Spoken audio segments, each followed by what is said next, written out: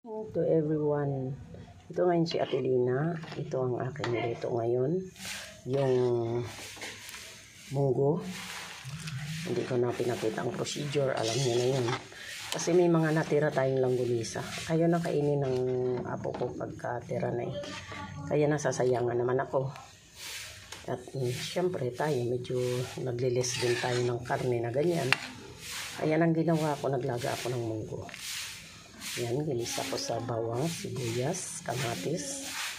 At tinalbog natin yung lagang munggo. Tapos, ayan, ginisa. Tapos, inano natin ng patis. Patis lang talaga sa isang katapat. Nung nasangkot siya na siyang mabuti kasi hindi na tayo talaga nagbibitsin. Ayan. Oh. Tapos, lalagyan ko siya ng marunggay, dahon ng marunggay naman.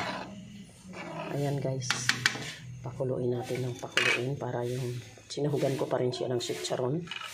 Yung sitsaron na, ayan, malaman talaga yan. Tira namin yan nung kinuha namin yung ukay sa Bulacan. Kabili tayo, hindi naman natin kayang ubusin yung 150 na malaki. Kaya isasahog natin kasi masasayang talaga. Pakukuluin natin ng mabuti, tapos lagyan natin ng marunggay. Mamaya guys, tingnan nyo. Ito na guys, ayan, maganda na yung ating ayan o, mapulang-mapula dahil sa kamatis. Mahal ang kamatis ngayon guys. 2 pirasong maliliit. Ito pa sa probinsya is 15 pesos. 4 na piraso yun sa tindahan. Hindi ko alam kung magkano ang kilo. Ayan, malapot na malapot siya guys. Pero dagdagan ko siya ng konting sabaw. At masarap yung may sabaw-sabaw.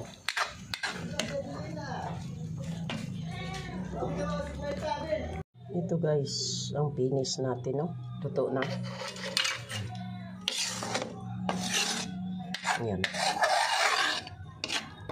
Siguro hanggang hapunan namin yan. Alaga ko. May sobra pa yan eh. Di ulam ng aso. Salamat guys. Ayan, buo pa rin yung sitsaron. Pero yung mga langgunisa ay durog na. Salamat ang marami sa inyong panunood. Yan ang ulam natin na ngayon. Simpleng buhay sa bukid. Yan ang pamaraan natin. Lagi ang ating super dahon na marunggay. Thank you so much.